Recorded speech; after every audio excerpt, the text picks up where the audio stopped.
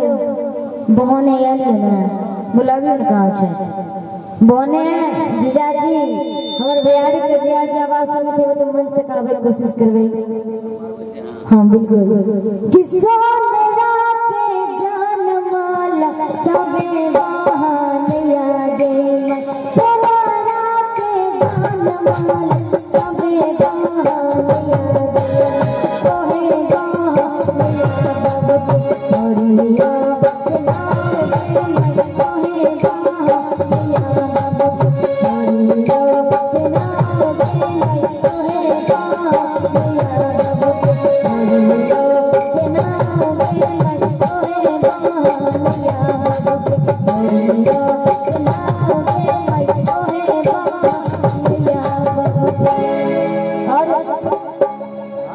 एगो बेटी खातिर